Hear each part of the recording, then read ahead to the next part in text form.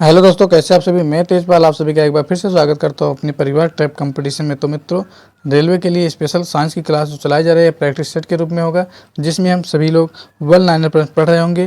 तो चलिए, आज का पहला प्रश्न आपके स्क्रीन पर जो दिखाई दे रहा है, आपसे पहला प्रश्न पूछा गया है कि विटामिन की खोज किसने की थी। विटामिन की खोज किसने की थी आपसे पूछा गया है। तो विटामिन की खोज फंक ने। कौन फंक? Casimir Funk. कासिमिर फंक ने विटामिन की खोज की थी। विटामिन की खोज किसने की? काश्मीर फंक ने। अगर आपसे पूछे ये खोज कब की थी फंक जी ने, तो ये खोज आपको 1912 में विटामिन की खोज काश्मीरी फंक जी ने की थी। और यहीं अगर आपसे पूछे कि विटामिन ए का नाम, विटामिन बी का नाम। विटामिन ए का नाम आपका हो जाता है रेटिनाल। कौन सा? रेटिनाल। विटामिन ए का नाम हो जाता है आपका रेटिनाल और विटामिन बी का थायमीन हो जाता है। क्या?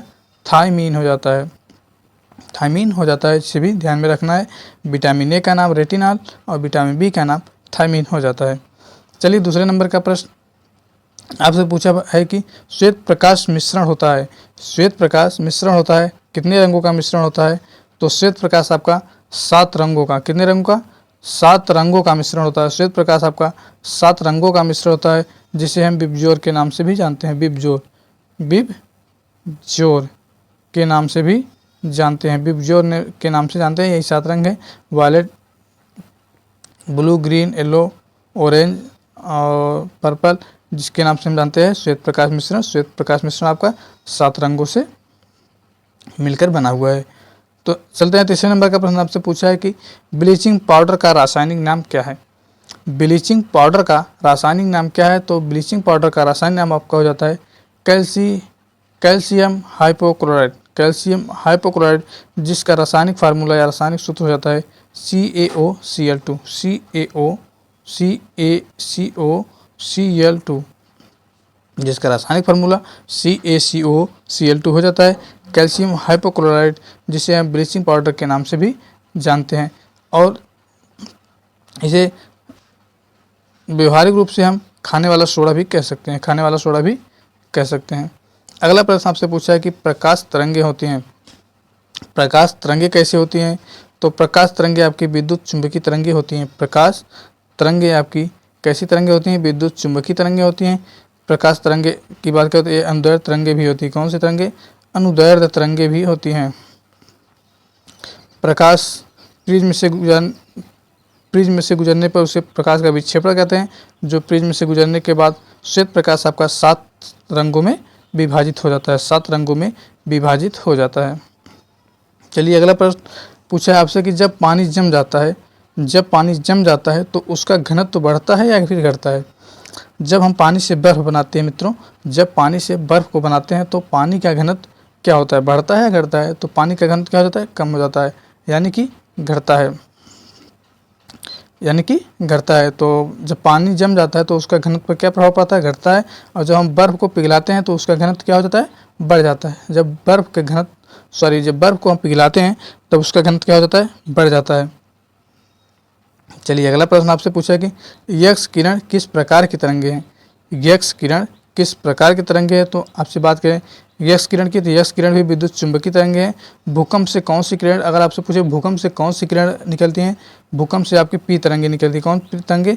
पी तरंगे निकलती हैं। और भूकंप की बात करें तो भूकंप जो है आपका सुनामी, भूकंप के कारण आपको सुनामी आती है, ज्वार भाटा आता है, इस तरह से तमाम आपदाएं होती रहती हैं। तो भूकंप को हम किस मात्रा से नापते हैं? तो रेडान तरंगे। भूकंप आने के संकेत कौन सी तरंगे होती है? तो रेडान तरंगे बढ़ जाती हैं वायुमंडल, रेडान गैस वायुमंडल में बढ़ जाती है, जिससे हम पता करते हैं कि भूकंप आने वाले हैं, और भूकंप आने पर हमें पी तरंगे प्राप्त होती हैं। चलिए, अगला प्रश्न है कि फाइबर ऑप्टिक्स किस सिद्धांत पर काम करता है। फाइबर ऑप्टिक्स किस सिद्धांत पर काम करता है? तो फाइबर ऑप्टिक्स आपका पूर्ण आंतरिक परावर्तन के सिद्धांत पर काम करता है। किस सिद्धांत पर? पूर्ण आंतरिक परावर्तन के सिद्धांत पर आपका फाइबर ऑप्टिक्स सिद्धांत कार्य करता है। चलिए, अगला प्रश्न आपसे पूछा है मित्रों, जब शुद्ध जल में डिटर्जेंट डाला जाता है तो पृष्ठ तनाव पर क्या प्रभाव है? तो जब शुद्ध जल में डिटर्जेंट पाउडर डाला जाता है तो पृष्ठ तनाव आपका घट जाता है। डिटर्जेंट क्या होता है? डिटर्जेंट जिसे हम कपड़ा धोते हैं, डिटर्जेंट पाउडर होता है। और डिटर्जेंट क्या होता है? डिटर्जेंट पाउडर जिसे निरमा के नाम से भी जानते हैं। और डिटर्जेंट पाउडर को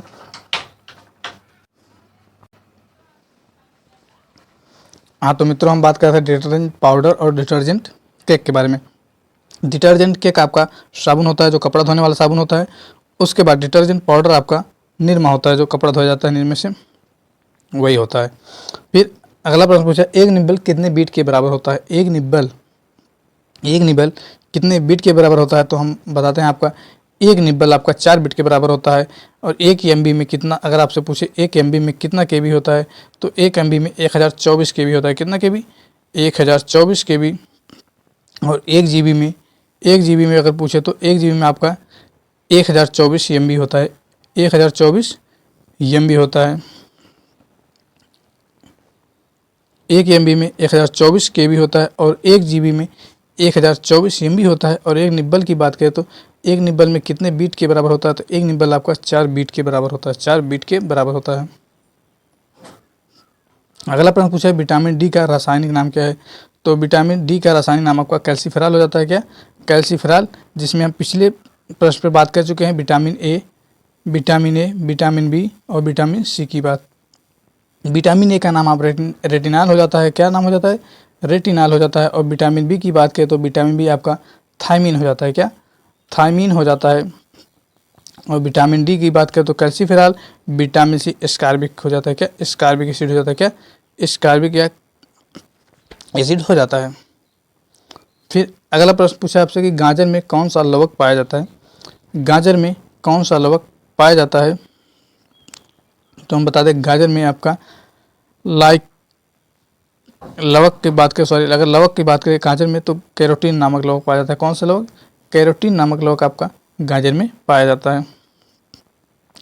अगला प्रश्न पूछा आपके धोने वाले यानी कि धावन सोडे का रासायनिक नाम क्या है? तो धावन सोडे का रासायनिक नाम आपका हो जाता है सोडियम कार्बोनेट। सोडियम कार्बोनेट, जिसका रासायनिक सूत्र हो जाता है NaOH।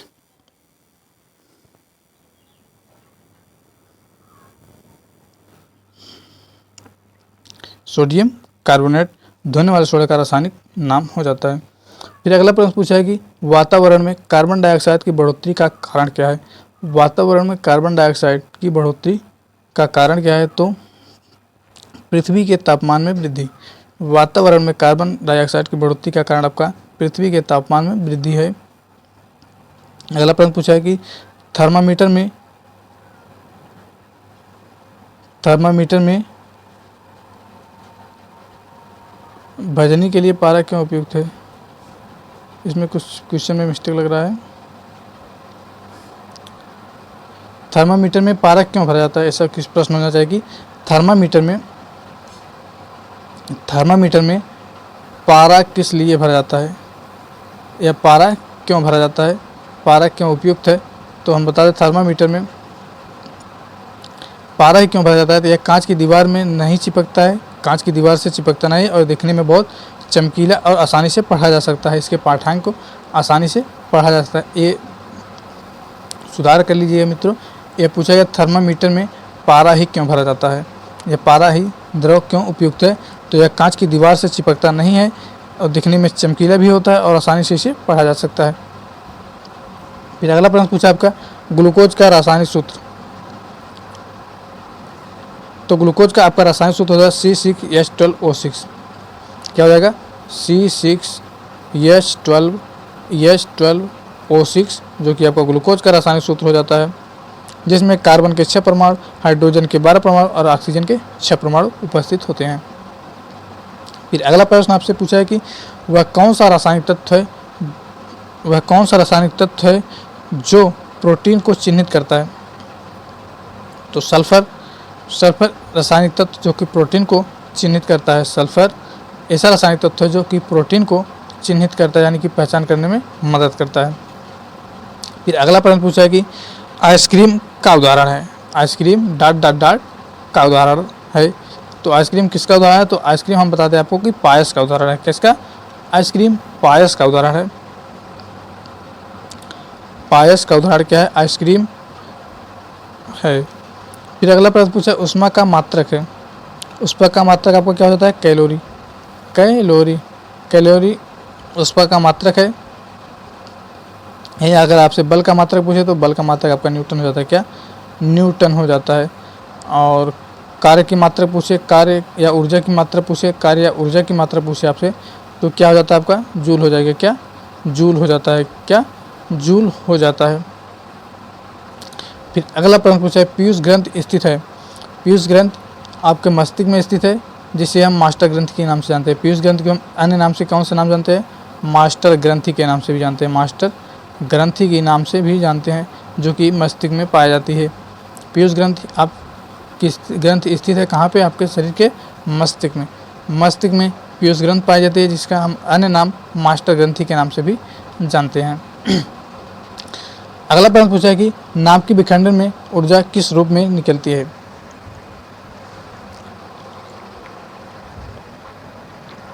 नाभ के विखंडन में ऊर्जा किस रूप में निकलती है? तो नाभ के विखंडन में ऊर्जा रासायनिक ऊर्जा के रूप में निकलती है। किस ऊर्जा के रूप में? रासायनिक ऊर्जा के रूप में। अगर बात करें सूर्य में नाभ की संलयन होता है। नाभ की संलयन होता है, जो कि हाइड्रोजन को हीलियम में बदलकर हमें प्रकाश ऊष्मा प्रदान करता है। सूर्य में नाभ की संलयन होता है। जबकि नाभ की विखंडन की बात करें तो कैसी प्रक्रिया है? तो नाभ की विखंडन आपका रासायनिक ऊर्जा प्रदान करते हैं, यानी कि रासायनिक प्रक्रिया है। फिर अगला प्रश्न आपसे पूछे कि किस प्रकाश में लघुत्तम तरंग दैर्घ्य होती है? तरंग दैर्घ्य, यहाँ टाइपिंग मिस्टेक है मित्रों, तरंग दैर्घ्य होती है। तरंग दैर्घ्य किस प्रकाश में लघुत्तम तरंग दैर्घ्य होती है? तो आपका बैगनी हो जाता है। इसका जवाब क्या हो जाता है? बैगनी। बैगनी में प्रकाश में लघुत्तम तरंग दैर्घ्य होती था। उच्चतम तरंग दैर्घ्य अगर आपसे पूछे तो लाल रंग में हो जाता है। कौन से रंग में? लाल रंग में उच्चतम तरंग दैर्घ्य हो जाता है।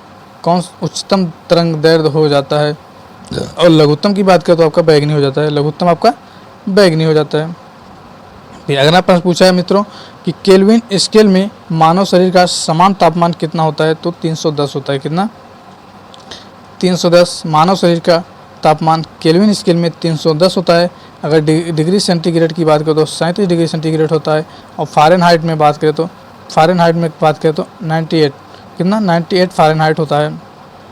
फ़ारेनहाइट में 98, डिग्री सेंटीग्रेड में 37। और केल्विन स्केल की बात करें तो समान तापमान 310 होता है, जिसे आपको ध्यान में रखिएगा। अगला प्रश्न पूछा आपके साबुन या डिटर्जेंट का घोल कैसा होता है? अम्लीय या होता है या क्षारीय होता है? तो साबुन या डिटर्जेंट आपका एक का घोल अम्लीय होता है, जो कि शरीर में जो पसीना यानी स्वेद निकलता है वो क्षारीय होता है। और ये अम्ल और क्षार मिलकर लवण बनाते हैं, कि न्यूट्रल करते हैं, जिससे शरीर से गंदगी को बाहर होती है। तो अम्लीय और क्षारीय मिलकर न्यूट्रल बनाते हैं, मतलब लवण बनाते हैं, जिससे साबुन और घोल में प्रश्न पूछा आपसे साबुन और डिटर्जेंट में का घोल होता है कैसा होता है? अम्लीय होता है। कैसा होता है? अम्लीय होता है। अगला प्रश्न पूछा है कि बर्फ के घनत्व की तुलना में पानी की घनत्व होती है। बर्फ के घनत्व की तुलना में पानी की घनत्व होती है। तो बर्फ की घनत्व की तुलना में पानी का घनत्व उच्च होता है। जो कि पिछले प्रश्न पे हम बात कर चुके हैं कि जब पानी का बर्फ बनाया जाता है तो पानी का घनत्व कम होता है, ज़्यादा होता है तो कम होती थी। और जब बर्फ़ की तुलना में पानी की बात करें तो पानी का उच्च होता है। अगला प्रश्न की ताप मापने की एसआई मात्रक होती है। ताप मापने की एसआई मात्रक क्या होती है? तो ताप मापने की एसआई मात्रक आपका केल्विन हो जाता है। क्या?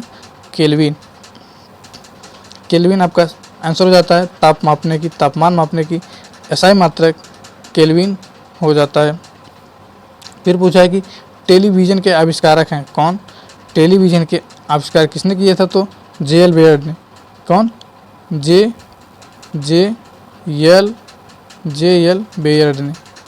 एल बेयर्ड ने टेलीविज़न के आविष्कार किए हैं। टेलीविज़न के आविष्कार जे.एल. बेयर्ड जी ने किए हैं। अगला प्रश्न, पेनिसिलिन की खोज किसके द्वारा किया गया था? तो पेनिसिलिन की खोज आपको बता दें फ्लेमिंग ने की थी। किसने? फ्लेमिंग ने की थी। किसकी खोज? पेनिसिलिन की खोज किसने की? फ्लेमिंग ने की। अगला प्रश्न पूछा है जो कि इम्पॉर्टेंट है, विश्व का सबसे बड़ा जहरीला सांप कौन सा है? विश्व का सबसे बड़ा जहरीला सांप कौन सा है? तो आपका जवाब हो जाता है रसल्स वाइपर। रसल्स वाइपर विश्व का सबसे बड़ा जहरीला सांप है। फिर प्रश्न पूछा है कि जूल किसकी इकाई है? जो कि पिछले प्रश्न पर बात कर चुके हैं। जूल आपका ऊर्जा का मात्रक है। किसका? ऊर्जा का मात्रक या यूनिट या इकाई, जो भी कहें वो भी कह सकते हैं। जूल की इकाई क्या है? ऊर्जा है। तो दोस्तों, जैसे आप सभी को पता है, हर संडे को उत्तर प्रदेश समान ज्ञान के टॉप 20 क्वेश्चन आपके टैब कंपटीशन परिवार की तरफ से दी जाता है, जो कि रोज वो 8 बजे को आपको क्लास मिलेगी। 10 मिनट में आपके 20 क्वेश्चन पूरे विश्लेषण के साथ पढ़ाया जाता है। तो संडे को उत्तर प्रदेश समान ज्ञान की क्लास भी देखना न भूलें मित्रों। तो आज के लिए इतना ही।